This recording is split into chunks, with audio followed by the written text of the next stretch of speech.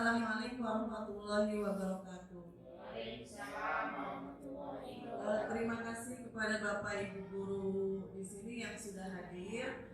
Kita awali dengan membaca doa yang akan dibawakan oleh Bapak Yoga. Bapak Yoga dipersilakan.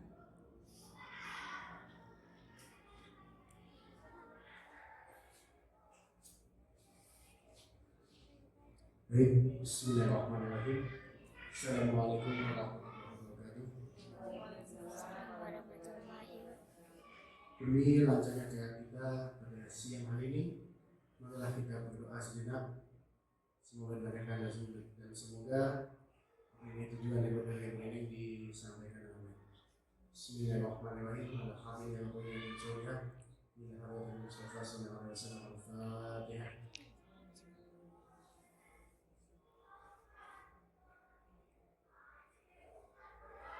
Allahumma shalli ala sayyidina Muhammad fil awwal wal akhir wa sallallahu ta'ala ala sahabati wa sallam ajma'in.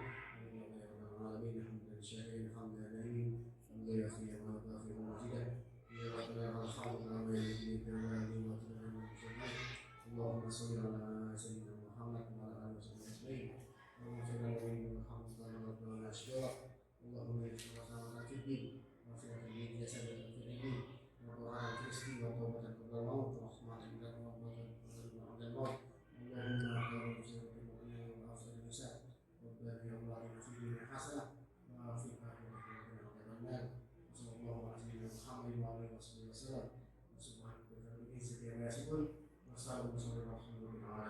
Assalamualaikum warahmatullahi wabarakatuh.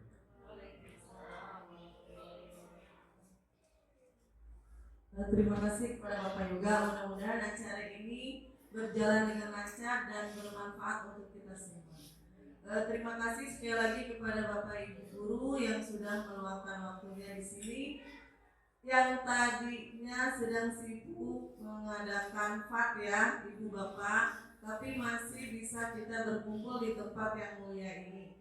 Mudah-mudahan semuanya dalam keadaan sehat. Sehat semuanya? Semangat? Tepuk semangat. Semangat. Terima kasih kepada tepuk tangan untuk kita semuanya.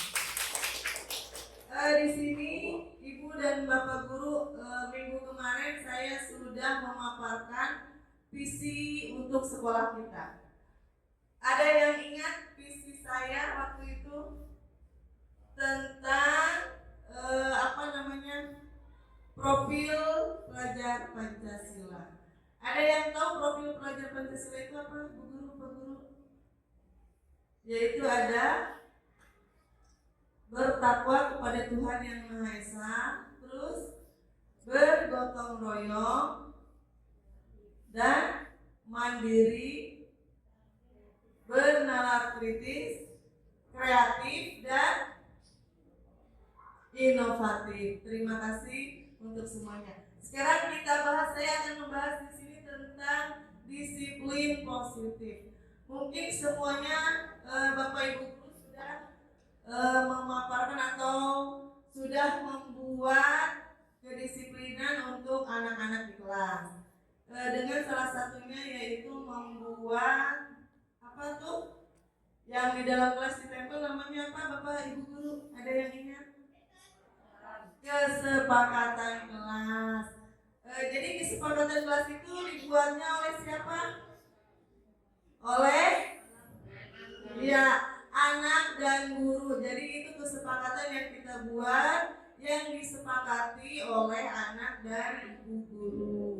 Jadi kalau misalkan ada yang melanggarnya, kita tinggal suruh membacanya. Apa itu kesepakatan kelas? Di antaranya pasti ada disiplin positif. Kalau disiplin itu kita berpacunya kepada apa sih, Pak Yoga? Ya, untuk disiplin kita berpacu yang pertama kita disiplin itu waktu kalau datang, kedua disiplin berpakaian dan lain-lain, dan disiplin di sekolah juga itu.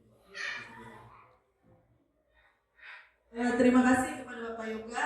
Jadi disiplin itu disiplin waktu, disiplin berpakaian, dan apalagi Bu? Disiplin tentang cara kita memberi motivasi kepada siswa, bagaimana agar siswa itu bisa menerapkan belajar dengan baik, dengan giat ya, berprestasi. Mungkin gitu Bu. Terima kasih kepada Bu Yoyo. Yaitu di antara disiplin itu ada disiplin waktu, disiplin berpakaian, dan disiplin cara belajar. Ada lagi yang mau memberikan tanggapannya?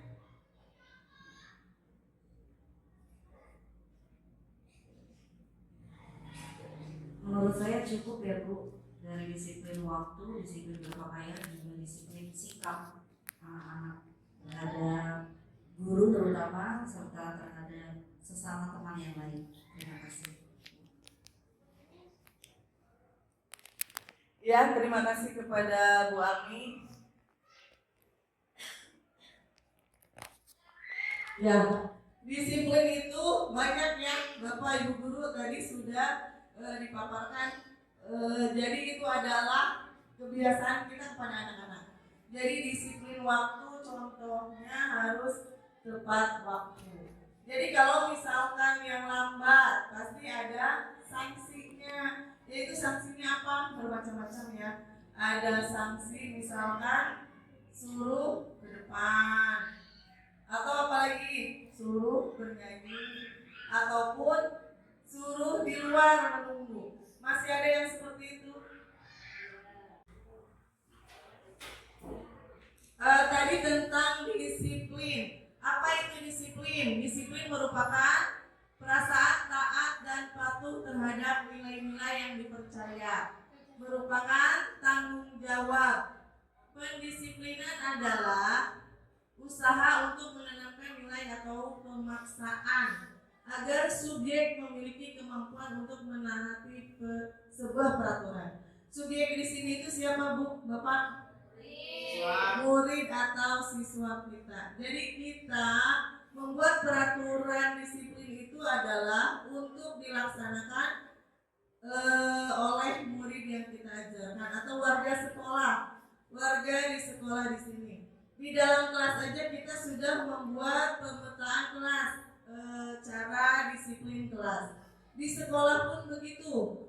Jadi ada visi, ada peraturan, ada yang melaksanakannya. Yaitu kalau di dalam kelas itu murid dan kita. Terus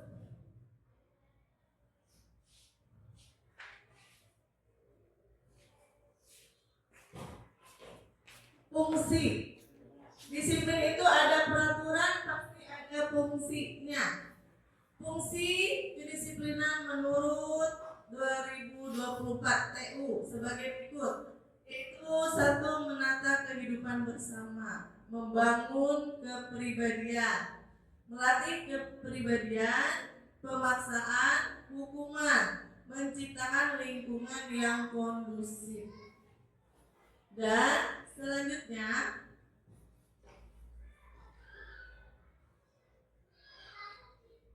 hukuman. Di sini ada perbedaan disiplin positif dan hukuman. Biasanya kalau misalkan kita ingin menciptakan kedisiplinan, pasti akan dibarengi dengan hukuman. Hukumannya itu apa? Jadi kita di dalam kelas misalkan anak diam-diam, ayo diam anak-anak, yang gak diam bu guru jewer misalnya. Atau ayo anak-anak diam, yang diam bu guru nggak nilai. Pasti seperti itu. Itu adalah namanya hukuman. Tapi sekarang hukuman dengan kekerasan tidak diperbolehkan. Karena dengan kemajuan zaman, jangankan kita menjewer atau memukulnya, dengan kita mencolek aja anak menangis. Sekarang ada Pak guru yang dipolisikan ya sama orang tua. Hanya karena kita melaksanakan peraturan di sekolah. Padahal peraturan hukuman ini untuk mengajarkan anak kedisiplinan. Jadi tidak ada guru yang melaksanakan disiplinan itu tidak baik. Pasti semuanya akan baik ke depannya. Jadi di sini ada hukuman disiplin memiliki perbedaan yang signifikan. Contohnya, Amanda Morin mengatakan bila hukuman memiliki tujuan untuk menghentikan perilaku buruk pada anak, sementara disiplin bertujuan untuk memperbaiki perilaku buruk dalam diri anak-anak. Artinya, hukuman berarti membuat anak membayar atas perilaku buruk mereka. Membayar di sini bukan untuk membayar misalkan pakai uang, tetapi membayar dengan cara apa? Dengan melaksanakan hukumannya, yaitu misalkan kayak tadi tidak mengerjakan tugas di rumah, dia harus membayar hukumannya atau menjalankan hukumannya dengan misalkan tidak dinilai atau suruh nyanyi ke depan atau suruh apalagi puisi ataupun apa saja, tapi untuk menambah pengetahuan, bukan untuk membayar hukuman dengan menggunakan uang atau dengan kekerasan. Jadi kita sekarang ibu bapak tidak boleh ya melaksanakan pengajaran untuk disiplin tercapai kita menggunakan hukuman yang menggunakan kekerasan. Setuju ibu bapak? Ya, alhamdulillah. Terus di sini ada lagi contoh sikap disiplin di sekolah. Yaitu tadi sudah disebutkan ya sama Bapak Yoga, masuk sekolah tepat waktu, terus memakai seragam sesuai ketentuan, mentaati peraturan sekolah, mengerjakan dan mengumpulkan tugas tepat waktu, datang ke sekolah tepat waktu, belajar dengan tekun, mengikuti upacara dengan hikmat, menghormati guru dan seluruh warga sekolah. Tapi kita lihat di sini anak untuk menghormati guru kayaknya tipis ya. Karena apa? Kita untuk melewati jangankan ke depan gurunya, tapi ke kantor guru aja kita sampai ke belakang pos nggak berani. Tapi anak sekarang malahan ada guru juga kadang tidak bertanya, boro-boro menanya ini mati, mic-nya mati.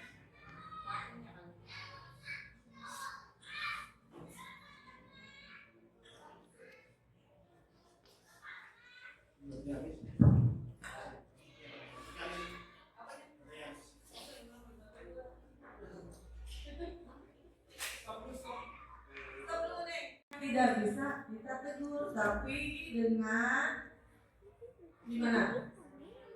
Iya, secara halus supaya anak itu mau mendengarkan atau fokus ke depan. Itu adalah sebagai manajer. Sekarang saya mau bertanya kepada rekan-rekan semuanya. Ibu bapak di dalam kelas, posisi kontrol apa yang sudah dilaksanakan sama ibu atau bapak dulu? Ayo, siapa yang mau memberikan tanggapan? Baik, untuk kontrolnya yang baik, seperti yang sudah dibilang ini, kita tidak boleh memberikan hukuman yang sifatnya berupa fisik atau sifatnya berupa membuat anak bersalah. Pasti itu akan bekas sampai nanti juga. Yang kita lakukan khususnya di kelas, bila dia melakukan kesalahan, hukuman edukasi yang pertama ketika anak ini sebenarnya bisa nyanyi, kita harus nyanyi. Jadi selain itu hukuman juga, dan kedua bisa merasa anak juga. Terima kasih. Terima kasih kepada Pak Yoga yang sudah memaparkan contoh kita guru sebagai posisi kita sebagai guru, sebagai apa tadi Pak? Sebagai manajer. Terus ada yang lain yang mau memberikan contoh guru sebagai apa?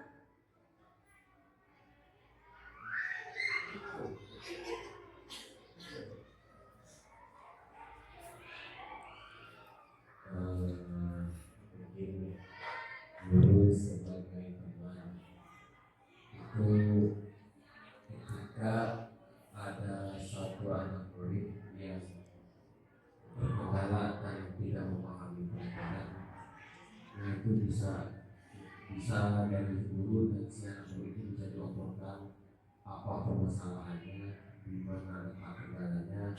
Nah itu jadi saling curhat antara murid dengan guru, nanti bakalan ketemu solusinya seperti apa dan baiknya seperti apa. Nah, itu fungsinya guru sebagai dalam kelas maupun di lingkungan sekolah. Terima kasih. Sekian. Ya, baik, terima kasih kepada Pak Romdon. Jadi di sini Pak Romdon menerapkan dirinya posisinya sebagai posisi kontrol guru sebagai teman, ya Pak.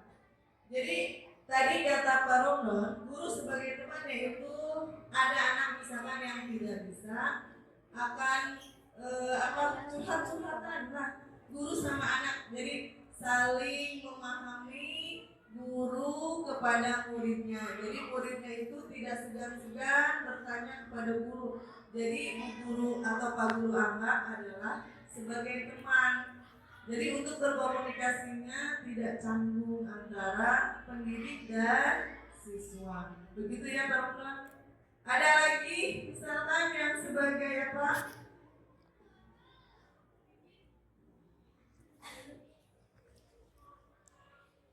Ya, balik misalkan. Bu, Pak. Guru sebagai pembuat merasa bersalah. Ya. Guru sebagai pembuat merasa bersalah dan guru sebagai manajer dalam kelas.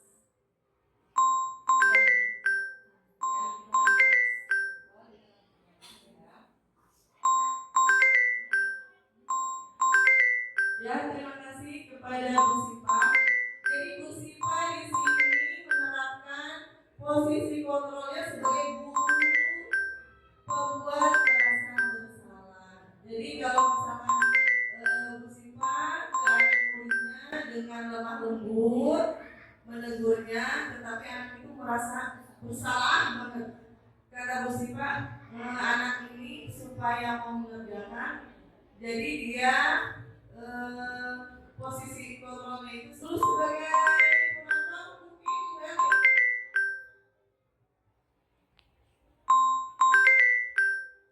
Ya, kebanyakan mungkin semua guru pasti sudah memakai kontrol yang guru sebagai pemantau ya Bu ya. Karena pasti semua guru juga setiap memberikan tugas kepada anak-anaknya pasti selalu bertujuan untuk mengecek anaknya satu persatu apakah mereka paham atau tidak. Kemudian mungkin rata-rata juga semuanya sudah dipakai ya Bu ya.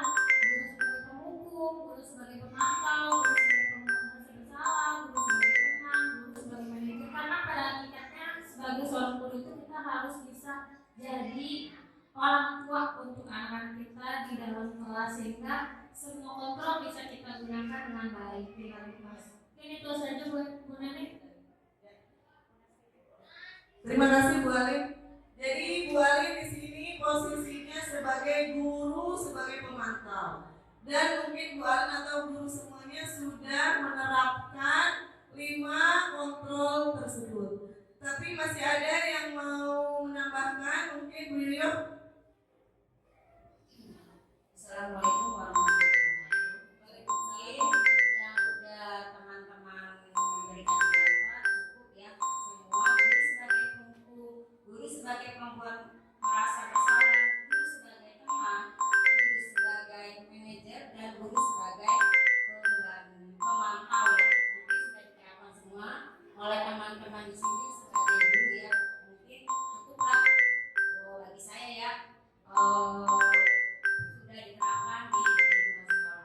Terima kasih. Assalamualaikum warahmatullahi wabarakatuh. Waalaikumsalam warahmatullahi wabarakatuh. Terima kasih kepada Bu Yoyo. Jadi mungkin semuanya pasti ya kita mengajar di sekolah ini sudah lama, sudah bertahun-tahun. Jadi kita sudah merasakan posisi 5 posisi yang ada di sini. Sebagai guru penghukum sudah. Sebagai guru pembuat merasa bersalah sudah. Dan guru sebagai teman juga sudah. Dan guru sebagai pemantau pasti. Dan guru sebagai manajer pasti.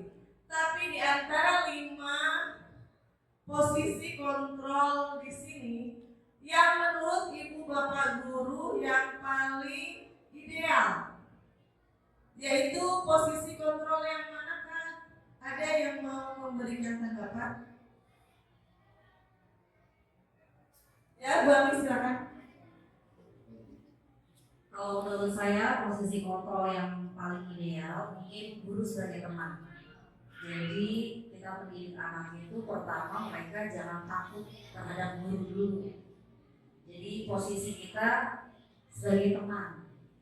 Jadi apapun yang mereka akan sampaikan, baik pendapat ataupun ada pertanyaan yang mereka mungkin tidak bisa menjawabnya, mereka akan dengan lebih leluasa mengungkapkan tanpa ada rasa takut. Mungkin itu menurut saya yang paling ideal. Terima kasih. Ya, terima kasih Bu Ami. Jadi menurut Bu Ami dari posisi kontrol 5 tadi yang paling ideal adalah sebagai teman. Jadi jarak antara guru dan murid itu nggak ada batas ya Bang ya. Jadi kita merasa murid itu adalah teman kita. Jadi anak kita bebas untuk mencurahkan apa saja yang dia tidak bisa ataupun apa, jadi nggak sungkan, dan guru juga ke anak itu sudah seperti teman. Mungkin ada yang lain?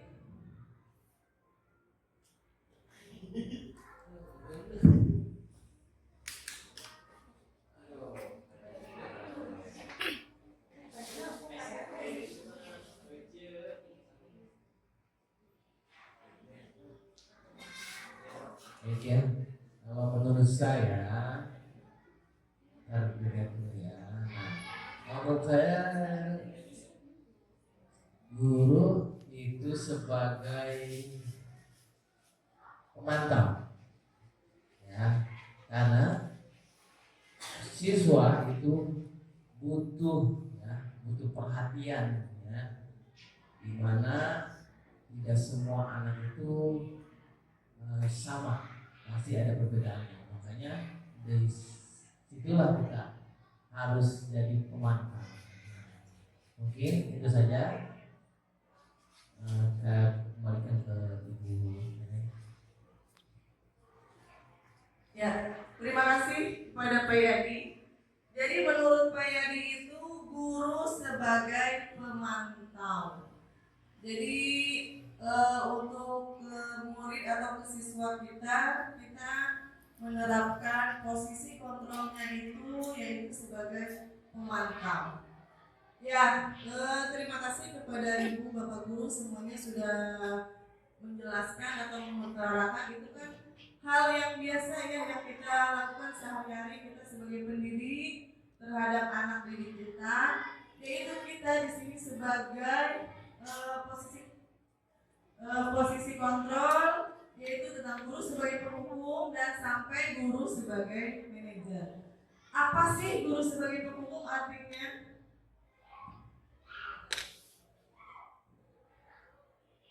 Mungkin sudah melaksanakan kita tiap hari ya.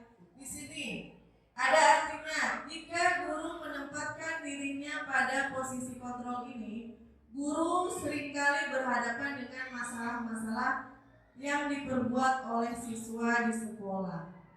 Tapi Bu, Bapak, kalau misalkan kita sebagai posisi kontrol guru sebagai penghukum, karena kita di rumah sering kesal sama anak atau mungkin malamnya berantem sama suami atau yang bapak-bapak berantem sama istri, jadi emosinya dibawa ke sekolah. Jadi ada anak kesal sama anak atau mungkin malamnya berantem sama suami atau yang bapak-bapak berantem sama istri, jadi emosinya dibawa ke sekolah. Jadi ada anak yang salahnya mah tidak seberapa, karena kita masih emosi di dalam rumah dibawa ke sekolah. Akhirnya anak tersebut yang dapat tumpahan emosi kita. Jadi anak salahnya sedikit tapi kita hukumannya sampai emosinya mata melotot merah, padahal kita tidak bisa mengontrol emosi kita. emosi kita yang di rumah dibawa ke sekolah. Boleh tidak Ibu Bapak Guru? Tidak ya. Mudah-mudahan kita semua tidak ada yang seperti itu. Dan ada posisi kontrol sebagai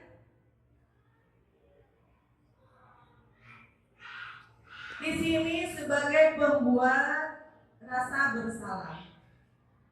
Memang kita sudah melaksanakannya dan kita juga sudah menjabarkannya, tapi di sini ada artinya. Pada posisi ini guru sering bersuara lembut. Suasana menjadi hening sehingga siswa merasa tidak nyaman dan rendah diri. Guru juga bisa berkata, "Ibu sangat kecewa dengan perbuatanmu." Atau, "Kalau orang tuamu tahu perbuatan seperti ini, apa mereka tidak malu?" Coba kamu pikirkan, lalu bagaimana perasaan siswa jika posisi kontrol seperti ini? Tentu siswa akan merasa tidak berharga dan merasa mengecewakan orang-orang yang disayanginya. Contohnya seperti ini. Jadi kita memarahi anak yang misalkan tidak mau mendengarkan kita yang sedang menerangkan di depan. Kita ngomongnya lembut ke anak itu, tetapi dengan kelembutan suara kita ada rasa yang membuat anak itu merasa bersalah. Ya, contohnya seperti ini. Ibu kecewa sama kamu. Kalau kamu seperti ini, coba ibu sedih. Orang tua kamu apa bangga punya anak nakal seperti ini? Mungkin anak dia di dalam hatinya itu dia akan terbawa ke rumah. Oh iya, ibu guru mana? Oh berarti ibu guru sangat kecewa dengan tingkah laku saya. Mungkin orang di kelas juga, teman-teman di kelas akan diam karena dengan gurunya suaranya lembut, tetapi kalau misalnya kayak nyubit mah biarpun nyubit tapi celkit gitu, jadi akan langsung nyampe ke hati. Itu adalah posisi kontrol guru sebagai pembuat rasa bersalah. Tapi kalau bisa Bu, Bapak, sekarang itu tidak boleh digunakan hal seperti itu. Karena apa?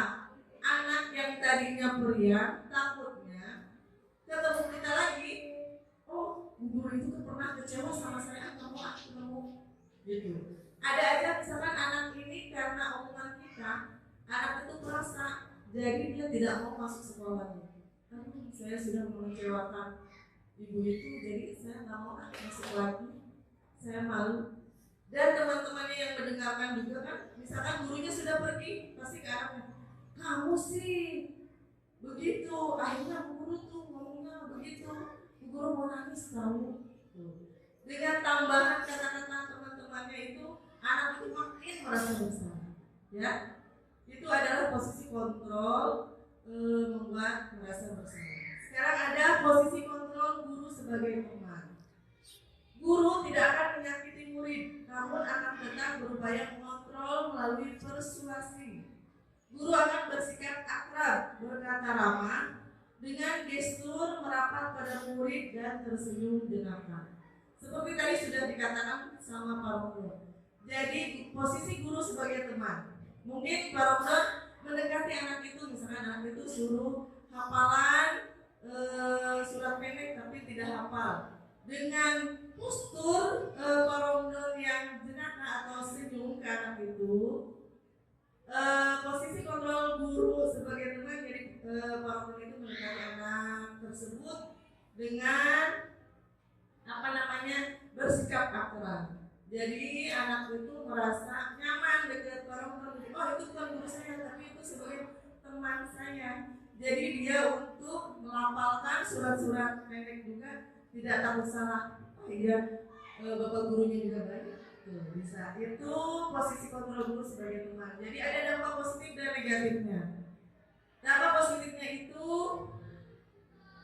dapat menjalin hubungan baik antara guru dan murid. Karena saking dekatnya, itu positifnya guru sama murid itu tidak ada rasa canggung. Jadi untuk mengatakan salah dan benar atau tidak bisanya itu bisa langsung nanya ke gurunya, nggak malu-malu. Tapi di sini ada negatifnya. Negatifnya itu apa? Akan muncul rasa ketergantungan siswa terhadap guru. Jadi kalau diajar sama misalnya sama Pak Rondo, sama Pak Yadi, sama Pak Yoga atau sama Pak Yadi, dia nggak mau saya mah pengen sama Pak Rondo aja. Kalau sama Pak Rondo saya udah enak. Kalau nggak bisa juga Pak Rondo ketawa. Kalau saya nggak bisa juga Pak Rondo maklum ke saya. Kalau sama Pak Yadi takut marah. Apalagi Pak Yoga takut marah kalau saya salah. Jadi itu adalah negatifnya. Jadi anak merasa ketergantungan. Kadang kalau misalnya hari ini Pak Rondo nggak masuk, yang masuk Pak Yoga, nggak mau saya maunya Pak Rondo karena saya sudah dekat sama Pak Rondo. Itu adalah negatifnya. Ngerti ya, paham ya Ibu Bapak Guru? Jadi kita lanjut. Posisi kontrol guru sebagai pemantau. Pada posisi ini dapat diartikan bahwa guru sebagai pengawas atau pemantau. Guru bertanggung jawab sebagai teman dia. Itulah guru sebagai manajer. Jadi boleh dikatakan kontrol ini berada di atas kasta teratas. Kenapa? Dengan kemampuan ini guru sudah pasti memiliki keterampilan. Jadi kita mengajar itu ke anak, misalkan matematika atau mengajar keterampilan itu sebelum anaknya menguasai, gurunya juga harus sudah menguasai. Misalkan matematika, kita mau mengajarkan matematika ke anak, itu kita di rumah harus sudah belajar dulu. Jadi ke depan anak itu kita sudah menguasainya. Anak ya menguasai materi yang akan kita ajarkan. Jadi anak mau bertanya ataupun yang tidak bisa, kita sudah menguasai keterampilan itu. Setelah kita menguasai keterampilan itu atau bisa memahami apa yang kita ajarkan, jadi kita mengajarkan ke anak itu dengan enak ya Bapak Ibu. Jangan sampai kita hanya sebagai guru itu buka halaman 7, kerjakan matematika halaman 7. Ada anak yang bertanya, Bu, saya nggak bisa. Cari aja contohnya, lihat buku. Ada seperti itu? Tidak ada. Alhamdulillah. Jadi kita jangan seperti itu. Jadi posisi kita sebagai manajer itu, satu, kita harus menguasai materi yang akan diajarkan kepada anak. Terus posisi kita itu, kita bisa menjadi teman kalau murid itu tidak mengerti. Jadi kita mengajarkannya dengan baik. Terus kita memantau juga, mengawasi. Wah, anak mana nih yang mau mengerjakan atau melihat atau belajar dengan serius. Apa yang kita ajarkan itu dia bisa memahami dengan baik. Jadi di sini dengan demikian bisa jadi di waktu-waktu tertentu kembali kepada kedua posisi tersebut bila diperlukan. Jadi tugas seorang manajer bukan untuk mengatur perilaku seseorang. Jadi misalnya ke anak, kamu harus siap. Bu guru mau ngomong di depan. Bu guru mau menerangkan matematika, kamu harus siap. Tidak seperti itu. Jadi guru itu tidak mengatur perilaku seseorang. Jadi pada posisi seperti ini kita membimbing murid untuk dapat mengatur dirinya. Seorang manajer bukannya memisahkan murid dari kelompoknya, tetapi mengembalikan murid tersebut ke kelompoknya dengan lebih baik dan kuat. Murid diajak untuk menganalisis kebutuhan dirinya serta kebutuhan orang lain, juga kebutuhan kelas. Paham ya Ibu Bapak Guru? Jadi di sini kita mengetahui posisi kontrol ya. Jadi mau yang mana tuh yang mau diterapkan? Jadi menurut Bapak Ibu Guru yang paling bagus posisi kontrol yang mana? Yang mana? Posisi kontrol yang mana yang paling bagus? Di antara 5 tersebut? Manajer. Sekali lagi posisi apa? Posisi manajer. Jadi mudah-mudahan kita bisa menerapkan ke anak didik kita ya, ibu bapak. Mudah-mudahan ada manfaatnya. Terima kasih saya ucapkan. Ibu bapak guru mudah-mudahan dengan duduk di sini mendapatkan pahala. Amin ya rabbal alamin, dan menambah ilmu untuk kita semua. Walaupun banyak kekurangan, mudah-mudahan semuanya bisa menerapkan posisi ini dengan baik. Terima kasih. Kita tutup dengan membaca doa, yaitu dengan payungan dipersilakan.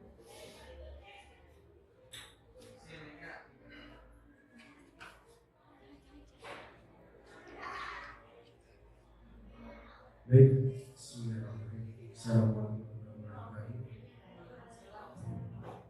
Sebelum kita membaca pada siang hari ini, marilah kita bersama-sama berdoa agar supaya yang disampaikan nenek menjadikan motivasi buat kita semua, menjadikan ilmu bermanfaat, dan menjadikan kita semua sebagai guru, sebagai pendidik yang baik bagi siswa dan siswi, dan kita bisa mengajarkan anak kita untuk menjadi masa depan. Bismillahirrahmanirrahim.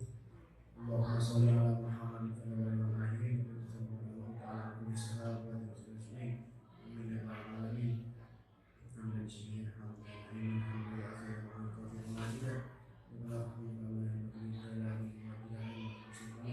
Allahumma sholli ala sayyidina Muhammad wa ala ali Muhammad.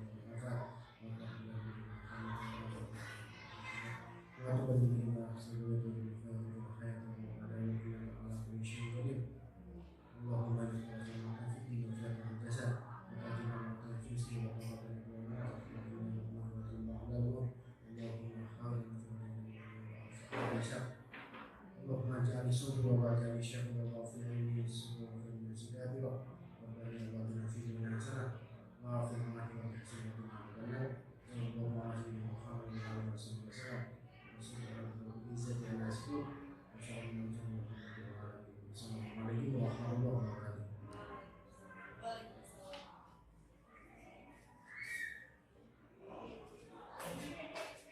Terima kasih kepada Pak Yoga. Mudah-mudahan kita panjang umur, sehat selalu, dan menjadi guru yang dirindukan oleh murid-muridnya. Amin amin ya rabbal alamin. Cukup sekian, saya tutup dengan assalamualaikum warahmatullahi wabarakatuh. Waalaikumsalam warahmatullahi wabarakatuh.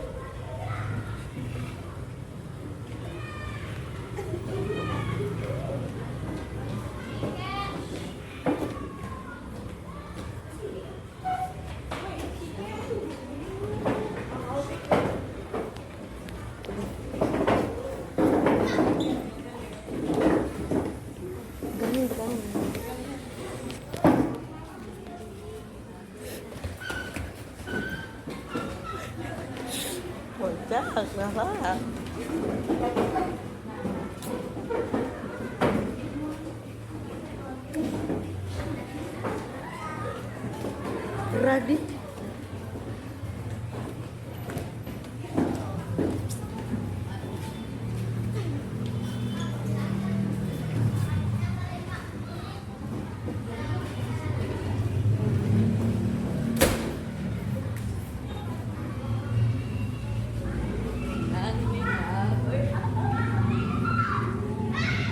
Udah, Bu.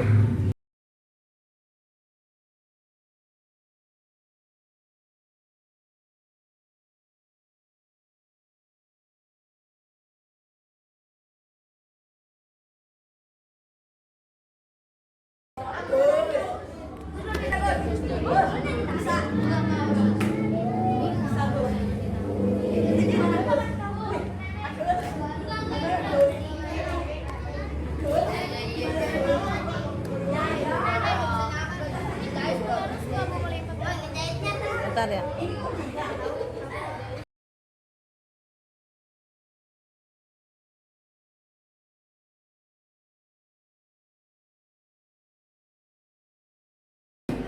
Perkenalkan, nama saya Fiona. Saya belajar pembuatan taplak meja, merasa sangat senang karena bisa bekerja sama dengan sehingga pekerjaan sulit cepat terselesaikan. Terima kasih Bu.